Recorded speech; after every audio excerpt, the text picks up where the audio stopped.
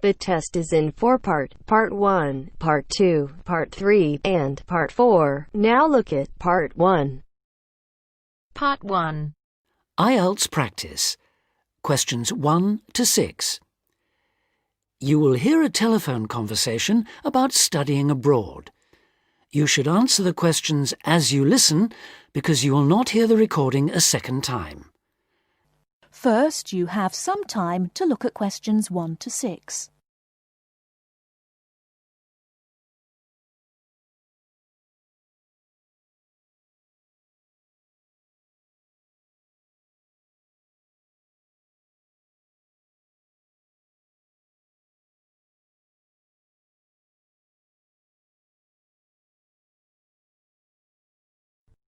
Listen carefully and answer questions 1 to 6. Hello, admissions guidance. How can I help? Hello. I'd like some information about studying at your university. Can you help me? Yes, of course. What course are you interested in applying for? International business. I already have a first degree from a university in my country. Fine. So you'd want to do a master's level course? Yes, that's right. OK. We offer an MIB course. That's a 12-month full-time course. I can send you details of that course, or you can download a PDF file from our website. Could you put it in the post, please? I don't have access to the internet at the moment. Could you tell me what qualifications I need for that course? Yes, for the MIB, you need a first degree. The minimum qualification is a 2-1 or a first. Okay. And in English language, you need a score of 7 or above in IELTS. That's not a problem. I have a 9. That's fine. Could you tell me the course hours and the semester dates, please? Yes, there's a total of 10 hours of lectures, seminars and tutorials a week, and there's an extended stay abroad at the beginning of the second semester. That involves spending a month at the national head office of a multinational corporation. Okay.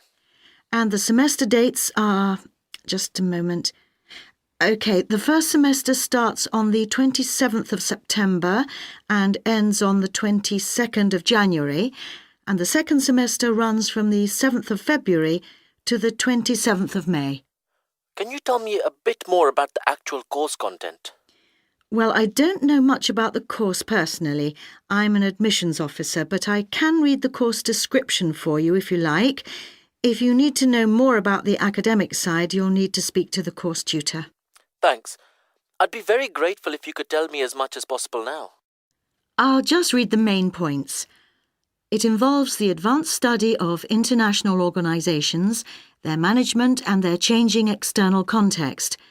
Students develop their ability to apply knowledge and understanding of international business to complex issues, both systematically and creatively, to improve business practice. Thank you very much. You're welcome. Now, if you could give me your name and address, I'll have full details of postgraduate courses sent to you. Okay. My name is Javed Iqbal. Before you hear the rest of the conversation, you have some time to look at questions 7 to 10.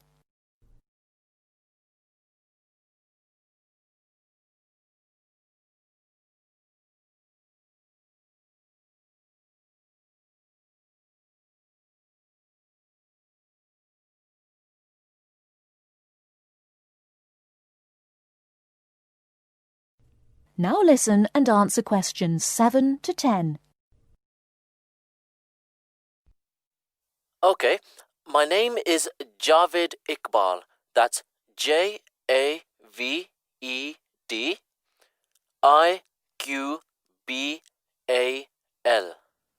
Thank you. And your home address, Mr. Iqbal? It's Aga Khan Road, Shalimar 5, Islamabad, Pakistan. Thank you. And could I ask you 1 or 2 more questions for our records? Yes, of course. What was your first degree in? I did economics. I got a first-class degree. And where did you study? At the university here in Islamabad. OK. Now, you said you had an IELTS level 9. Could I ask what your first language is? Actually, I'm bilingual in Urdu and English. Thank you very much. I'll put full details in the post today. Thank you. And thanks for all the information. Not at all, Mr. Iqbal. Thank you for calling. That is the end of part 1. You now have half a minute to check your answers.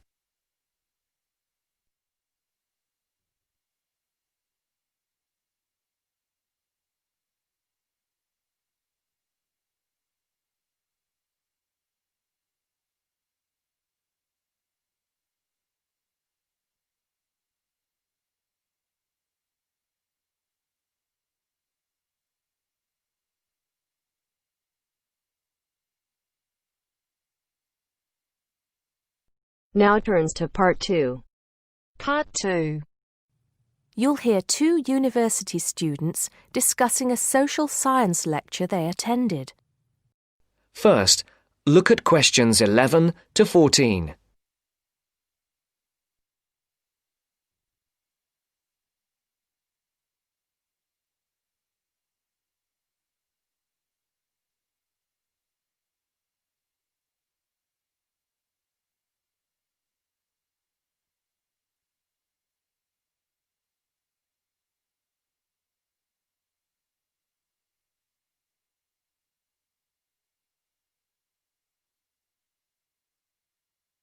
Listen carefully.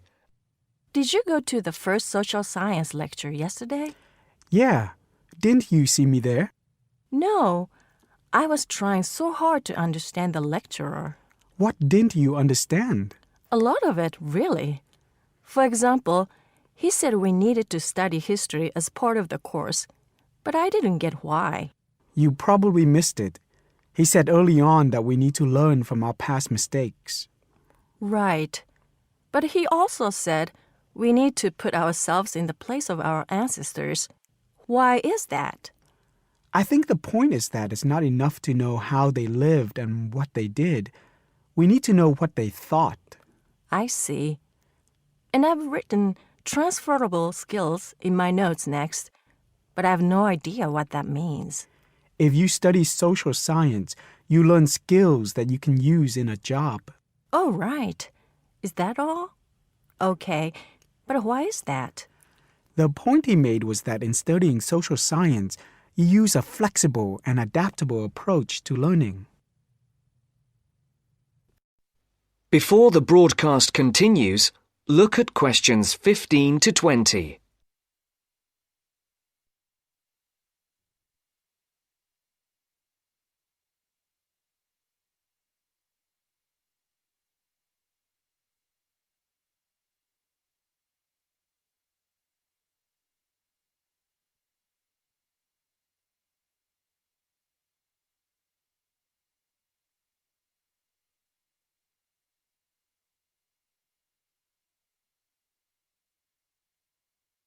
You will now listen to the second part of the talk.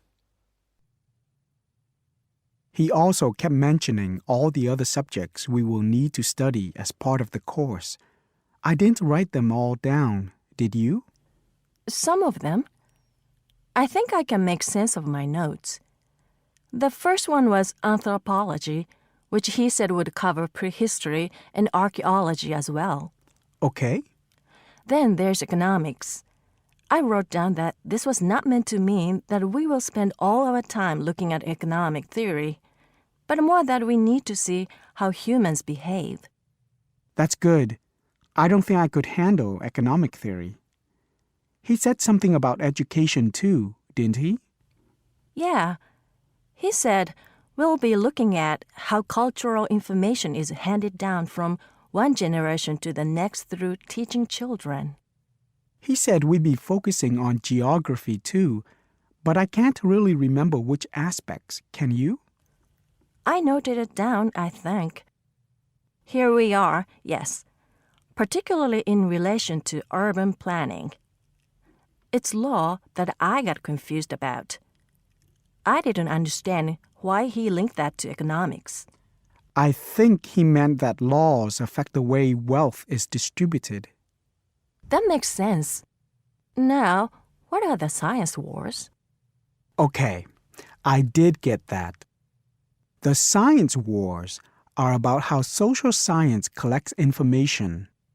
In sociology and social work, and in social science generally, They can only study patterns of behavior and observe. If you compare that to the way scientists work in physics or chemistry, it's very different because they use specific experiments that can be tested and which give concrete answers.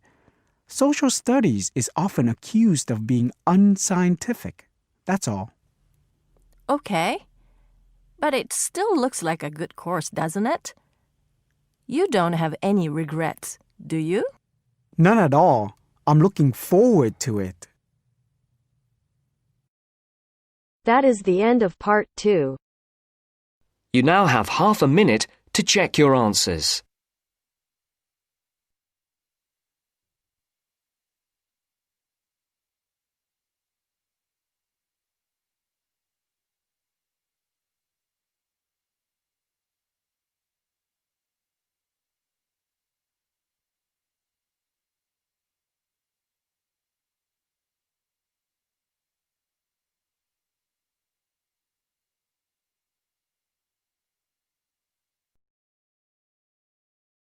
Now turns to part 3.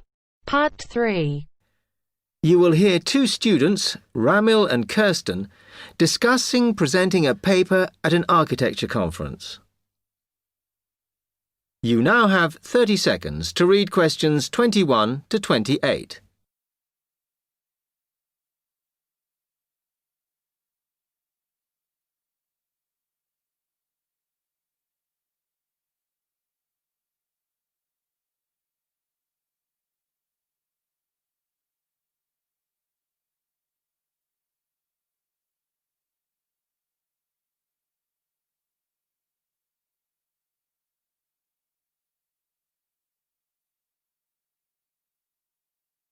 Hi, Kirsten.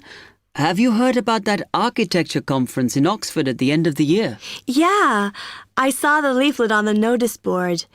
As it's my final year, I ought to try giving a paper, but I've got no idea how to go about it. Oh, I think you should go for it. I did one last year.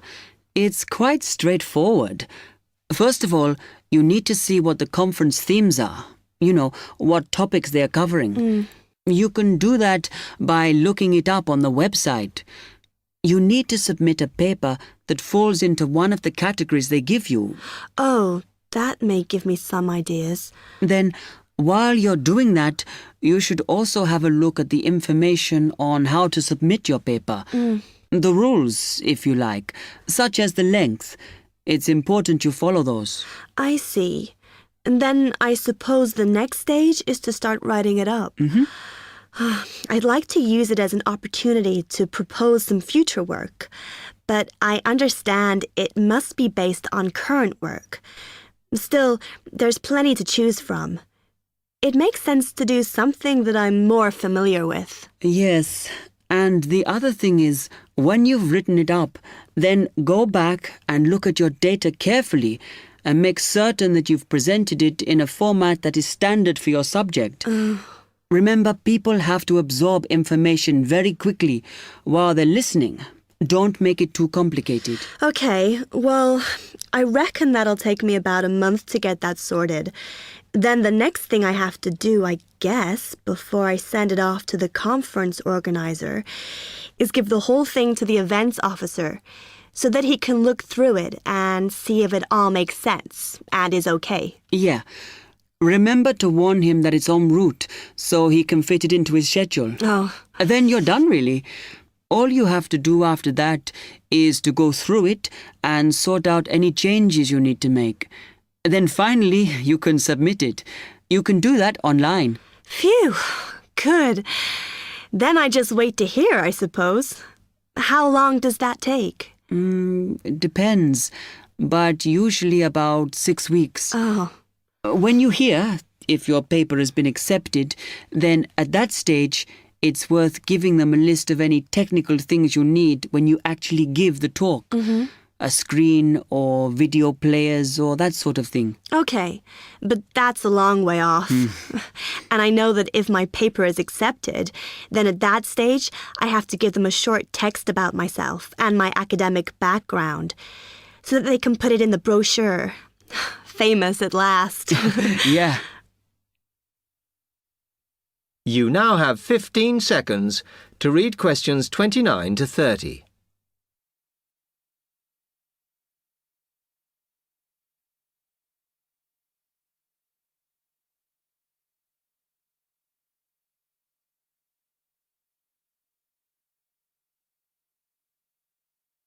Right, well, I've got to get a couple of things sorted if I'm going to get this paper completed.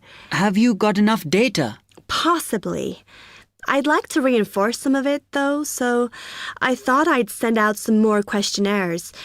I was looking at that thesis that Angela wrote last year, and she said you need a sample of over 100 to be sure of your results.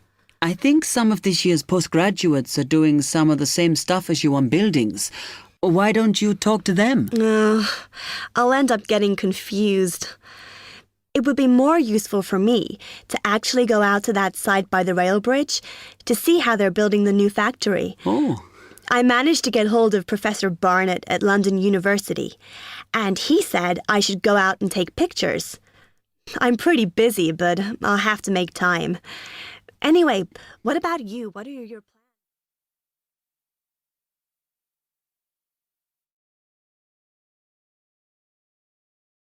That is the end of part 3.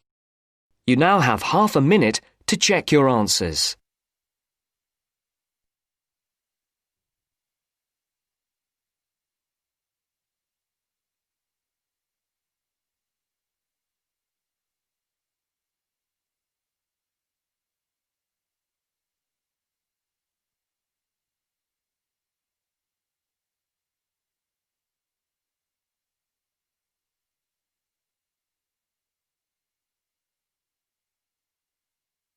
Now turns to part 4. Part 4. Now listen to the second part of the lecture. As you listen, complete the notes below. First, you have some time to look at questions 31 to 40.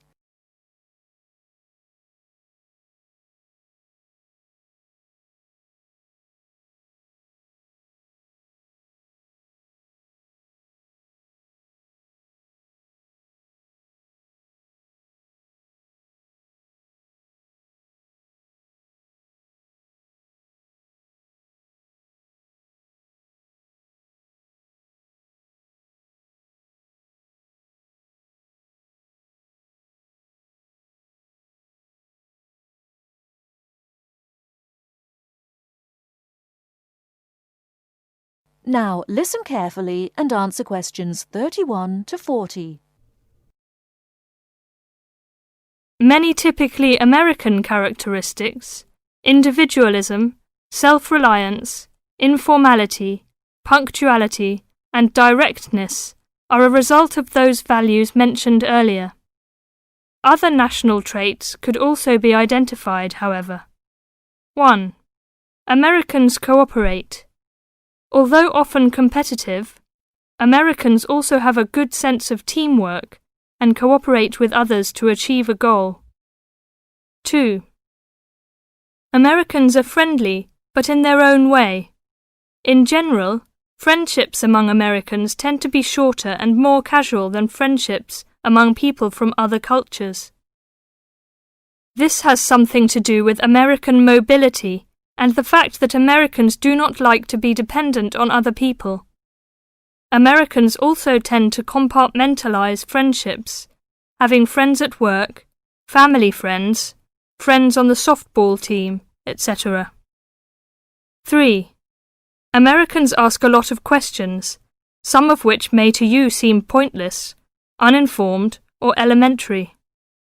Someone you have just met may ask you very personal questions. No impertinence is intended. The questions usually grow out of a genuine interest. 4. Americans tend to be internationally naive. Many Americans are not very knowledgeable about international geography or world affairs. They may ask uninformed questions about current events and may display ignorance of world geography. Because the US is not surrounded by many other nations, some Americans tend to ignore the world. 5. Silence makes Americans nervous. Americans are not comfortable with silence. They would rather talk about the weather than deal with silence in a conversation. 6. Americans are open and usually eager to explain. If you do not understand certain behavior or want to know what makes Americans tick, do not hesitate to ask questions. Just as values and traits differ somewhat from one culture to another, so do the personal habits associated with good manners and courtesy.